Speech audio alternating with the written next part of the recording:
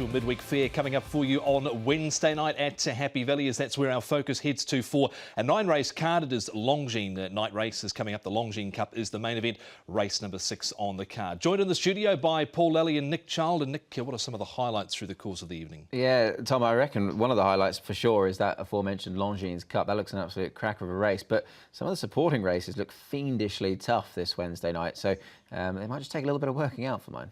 Looks like there might be a few favourites that could turn up and win on Wednesday night, though, Paul. Any jackpots to go with those favourites? Yeah, there is. There's a $2 million going into the 6-up win bonus, so that should get over the $6 million mark, so it's a decent one. And yeah, I tend to agree there. There's a little bit of form coming through now, so we'll see if that takes off into this, culminates into this meeting or not. But otherwise, there's going to be some really good dividends. OK, so that is all to play for on Wednesday night at Happy Valley. Of course, Hong Kong Racing, the Hong Kong Jockey Club, home of course, the Everest winner, and he arrived back in town, did Ka Ying Rising this morning. Tuesday morning, he flew into Hong Kong International Airport after boarding an Emirates flight from Sydney.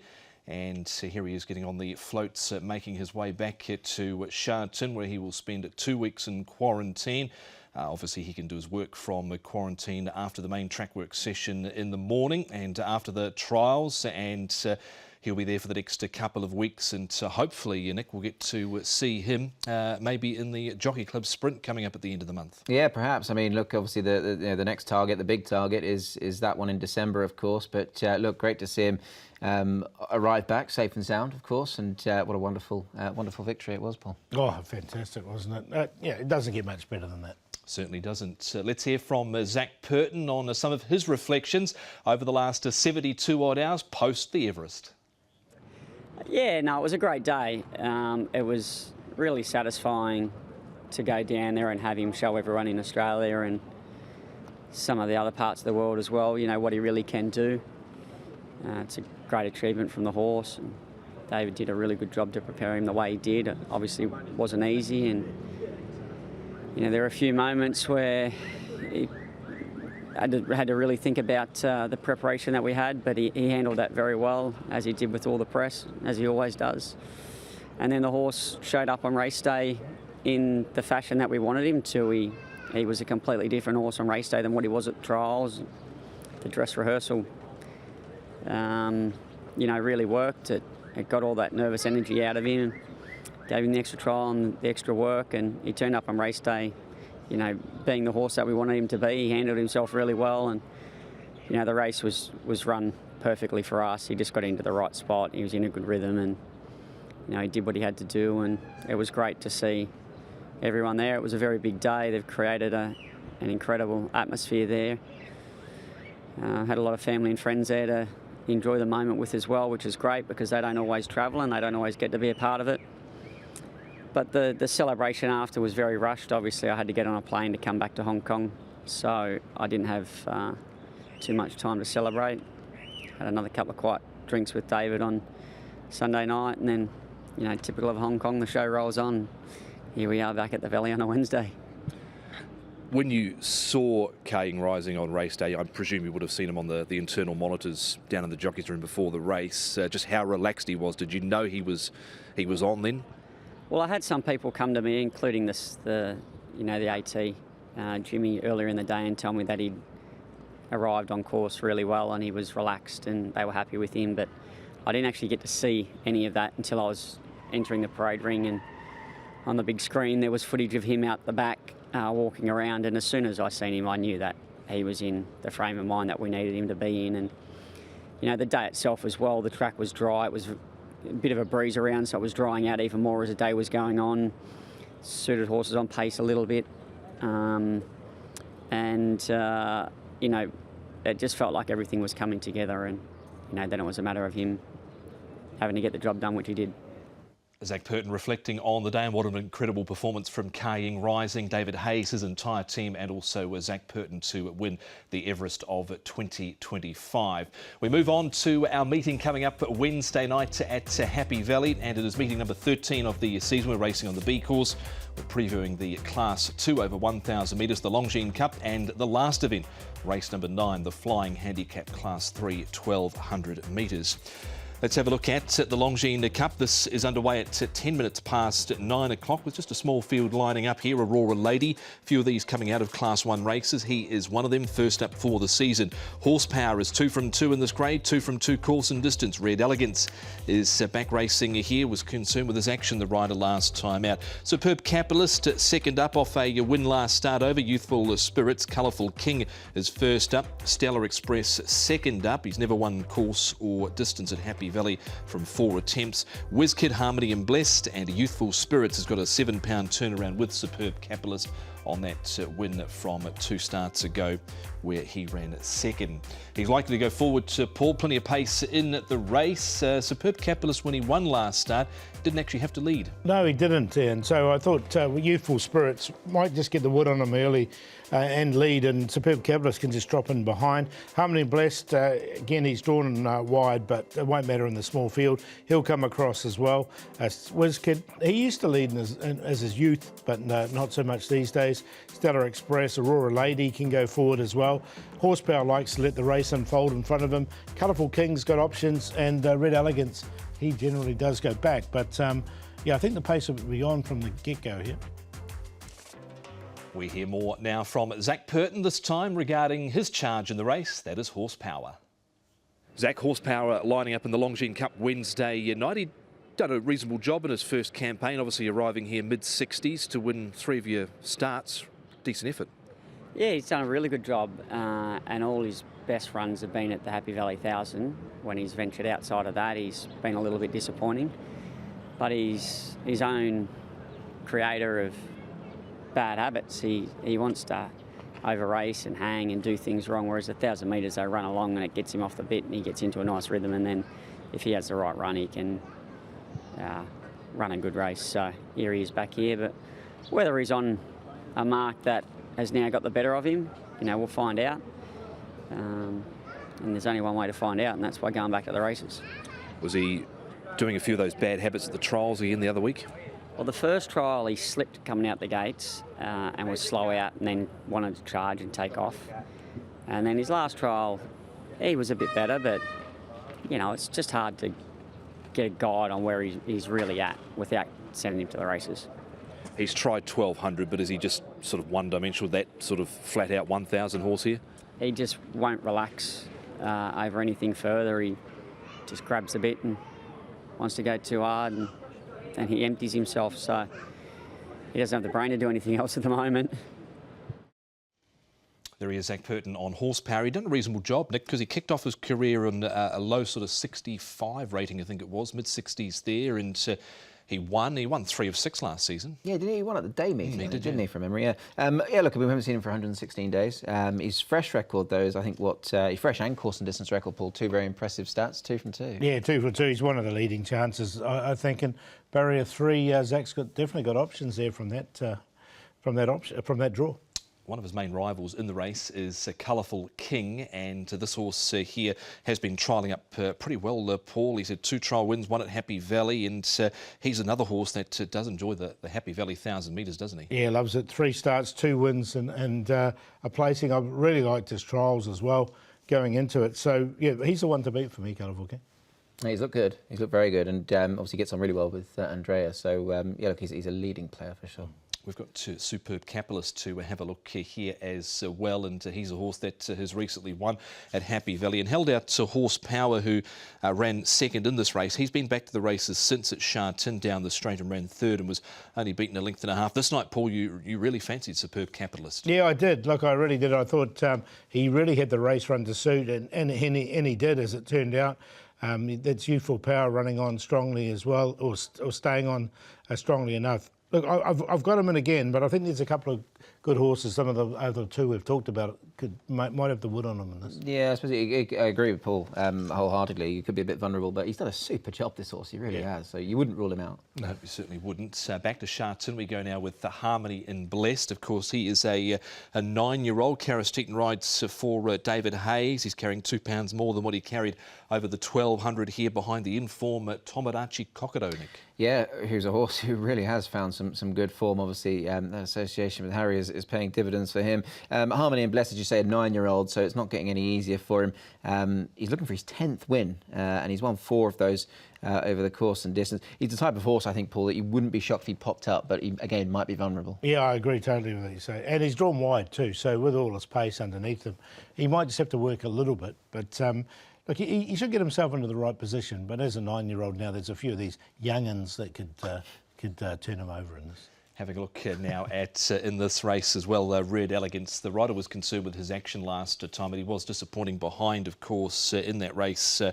Beauty Waves, but he's a horse that goes well fresh, Paul, enjoys course and distance. Dougie White, Hugh Bowman. Yeah, he's on his career high at the moment of 88. He went up, when he won off 81, they put him up 7, and he was just okay after that. So we'll just have to see if he's on his mark or not. One thing in his favour, though, he has won fresh in the past. He has, yeah. Look, he's won 4 for Dougie, so he's really climbed those ratings. But as you say, he might be coming to a bit of a head now. Aurora Lady, I was slightly put off by the trip. Stables had a slower start as well. You would like to see a bit more form, perhaps, from the Pierre Ung horses. Yeah, definitely just 1 win from 75 runners for the stable. Host of minor placings, but just 1 dart landed so far. Small but select field here, Paul, for Class 2 over the 1,000 metres. Who are you going with? They're always good races, these ones. The speed's on from the start. I just thought Colourful King might get the race run to suit, to beat Horsepower. So 5 to beat 2, Superb Capitalist for 3rd, and Youthful Spirits. You know, he'll be in front with 100 to go. You just close your eyes at that stage. 5, 2, 4 and 9. Yeah, I've gone the 2 on top here. Horsepower, I thought this was a real conundrum, this race. Plenty of chances, albeit just the 9 runners. But Horsepower on top over Colourful King. I don't think there's a great deal between that pair. They are the 2 for me. Red Elegance, I put him in as that fresh record, I think, is very appealing. So he gets his chance. And Whiz Kid, number 7. Don't be shocked if he runs half a race. He's drawn well, and he does go well course and distance. So 2, 5, 3, 7. That is part 1 of our midweek edition of Racing to Win. We've got plenty more coming up after the break. We preview race number 9. We've got the best bet, the value bet, the play. Plenty more to have a look at here on Racing to Win.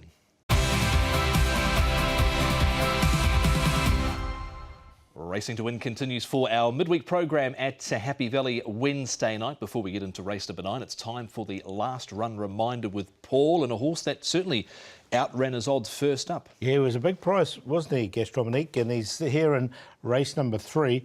Now, he hadn't really done too much of the trials leading into this, and that's why he was such a big price. But he definitely raced well here at Sha Tin. He did finish 6th. They went reasonably quick, a little, just slightly faster than standard for that first 800. But you can see he was still really well back. He's in that white cap and the red colours, and he sort of threads his way through. He finishes 6th out of 14. So it was a promising run, I'd like to say, on debut.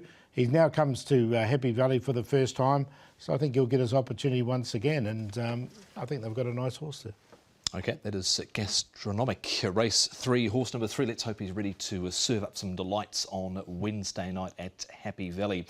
As we look at race number 9 on the card, and this is the last event underway at 10 minutes to 11 o'clock. A good quality Class 3, 1200. Top rated horses 75, Storming Dragon carrying the 131 here. Sovereign Fund, Bundle of Charm, is one of the better rated horses on the card.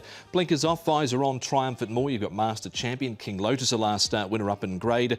Lucky 8, a course and distance winner. Akash Vani trying Happy Valley for the very first time. Mighty Commander, 0 from 10 in the grade. Not Usual Pick is on at debut. He was a horse that had 3 runs in New Zealand and placed in each one of those without winning. Superb Boy and Go win down at the bottom for Keegan DeMello. Douglas White from barrier number 12. Master Champion here, Paul, to go forward. He went forward last time, but folded up pretty quickly in the straight. Yeah, look, I just wonder what they're going to do from that wide draw, whether they just have to press on for the lead. If he can't get across, then Akash Vani, I think, will lead with the blinkers on for the first time. Bundle of Charm led last start as well, so he's another one that can go forward. Triumphant Moore's led at Happy Valley in the past, and he'll get his opportunity. Lucky 8, unfortunately for him, just got that wide draw. Storming Dragon, he sort of gets back in his races, and he's just got a little bit of an awkward draw as well. So I think he'll maybe go back towards the rear with Go Win. Let's hear from Alice Wong. He's partnering Mighty Commander here for Casper Founds. Alice has had 7 winners this season. 6 of them have been for his boss, Casper. Alice, you're riding Mighty Commander for the boss on Wednesday night at Happy Valley. Did you just get caught in a little bit of an awkward spot last start? Yeah, last start we draw outside barrier and we just a bit negative, which we see the bad, but he really strong in the finish, so I'm really happy for him one last start. That run last start was from a slightly wider gate. You've got gate 4. Do you get into a good position from there, somewhere midfield? Yeah, tomorrow I think we will have a good position tomorrow, and I hope really close finish. Yeah, I'm really confident on him. Your own personal form, 7 wins this season. You're joint 5th on the ladder from 60 rides. You look like you're riding with a lot of confidence at the moment. Really appreciate my boss Casper give me good support and got a good horse and we draw a good gate and everything. Quite lucky in the moment, and thanks for every trainer support.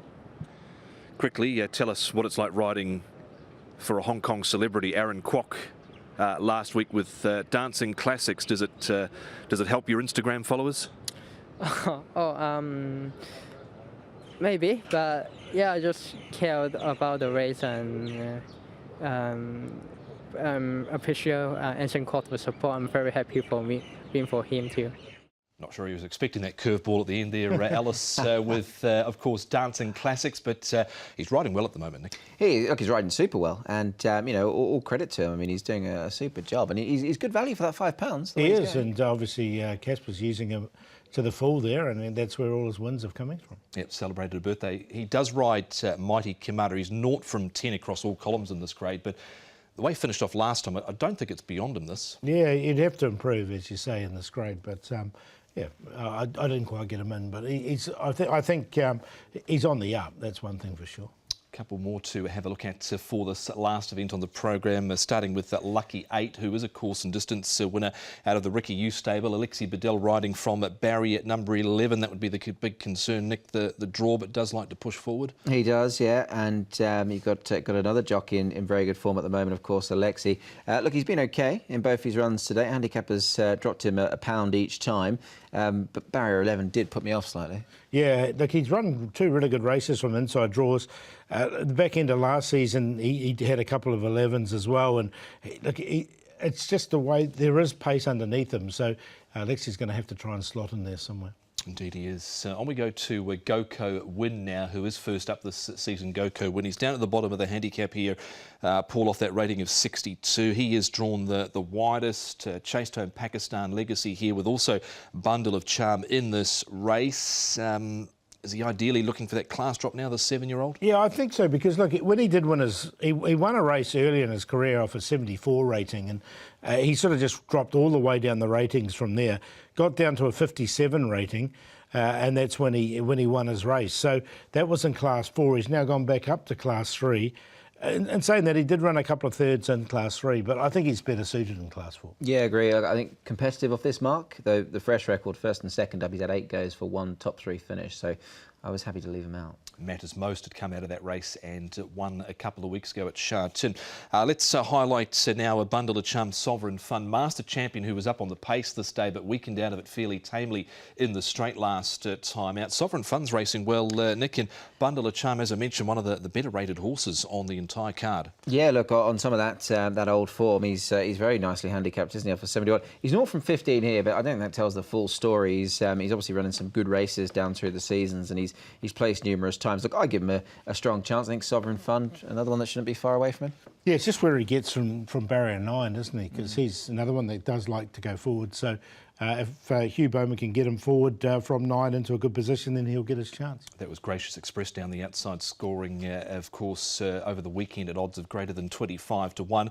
Huey Bowman, of course, he's heading down to ride in the Cox Plate this weekend, but he so far, Nick, is the leading rider at Happy Valley. Yes, absolutely, and you know, he can pull out some absolute pearlers around the valley. Can Hugh, that's for sure. So yeah, he's going going to add to that tally, isn't he? And as for his rides, well, I think he starts off with a good one in the opener with Super 60. He's got written Casa in the third, so he'll miss the second. Denfield, I think, is not without a chance there, Paul, and he could be nicely handicapped. Yeah, look, I liked it. I was a little bit disappointed with Denfield last time because I quite liked him, but the market was against him, and he ran accordingly. I thought Atala Bagil was getting towards a mark where he can win. He's coming over the 1650 here at Happy Valley, and we've talked about Bundle of Charm. Yeah, well, Atala Bagil, probably the second best rated horse on the card for Wednesday night.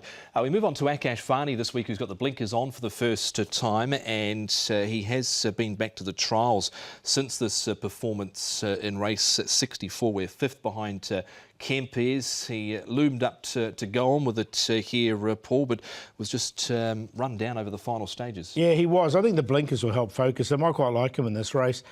Coming here to Happy Valley for the first time, I think this course will suit him under race conditions. And that second behind Bob General, fresh up, was very good. Yeah, look, he's going to be a horse to follow, I think, isn't he, Bob General? But look, this guy with blinkers and Purton going on, he has trialled here. That was by Mr. Cool a little while ago, so he's had a little sighter at the track as well. And one more to see. We've got King Lotus now. He jumps up in grade here after this win, and it was actually a pretty soft win. And I think in the end, and it was probably helped by, well, he got a little bit of a squeeze up at the start, and it actually worked out perfectly because Lyle was able to get down to the rail from barrier number 7 and just cut through on the inside there. Yeah, look, I remember this night and thinking, you know, what a big and nice win it was actually, and he's run away from them, and I think there's more to come still, Paul. Yeah, look, he's one of the dangers in the race for me in barrier 2.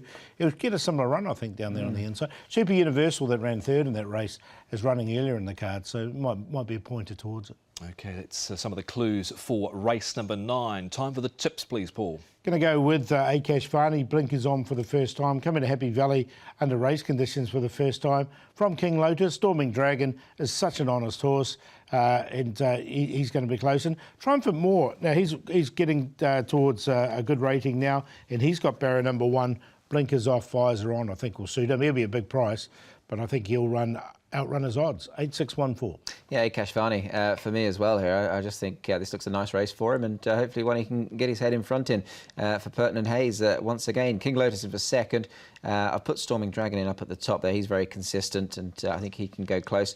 And Bundle of Charm, hopefully if he can overcome his wide draw for Happy Valley's leading rider, I think he's a player also, 8-6-1-3. Those are the tips for race number 9, and a preview for each and every race can be found on the website hkjc.com. But it has come to that point of the show, Paul, where we need the best, the value and the play, please. OK, the best is one we've already talked about, which is Colourful King coming up in race 6. And the value are going to make a horse called Happy Park. Now, he has drawn the outside gate. This is why I think we'll get a bit of a price for him. He needs to get to the front. This is what he can do. He'll be fitter for this run. And he fought all the way down the straight here. This is his last start at Happy Valley. He's a well-rated horse now. He's won off higher mark. He's won off a higher mark than this. He didn't really give it away. There was a little bit of the winner won pretty easy flying rope, but you can see he hung on there for 4th. So hopefully we get a double-figure price about him. And the play of the day in race 8, South Star coming to Happy Valley for the first time with Ivy League and Top Time. Yeah, best bet for me on the programme. Race 8, number 11, Top Time here. Keegan DeMello and Chris So teaming up with him. These only winners come here. The value, race 3, number 5, Yichong Spirit, Danny Shim and Richard Kingscote. I think he can go well off his mark of 50. And as for the play, we'll go in race 7 there with numbers 5, 8 and 10, the numbers to include. Best bet comes up in the last. It is King Lotus for Mark Newnham and Lyle Hewitson. 4 starts for those 2 wins next to his name. Happy Buddies had improved in a trial leading into last start, and he certainly ran better. He's coming to Happy Valley, is Happy Buddies, race 4, number 6 in the play in the last with Storming Dragon, King Lotus and also Akash Varney there, 1, 6 and 8 in race number 9. Time to have a look at what we've got coming up here in Hong Kong over the next week or so. Of course, Longines Cup night, Wednesday night. Premier Bowl, Panasonic Cup coming up at Sha Tin. And then a slight change to the following week. Thursday night action. We're on the dirt at Sha Tin for a program there, but some super racing coming up. Yeah, plenty to look forward to. Yeah, it's going to be a really good week coming up. That Panasonic Cup's always a competitive race. Certainly is. That's Sunday. We'll see you Wednesday night.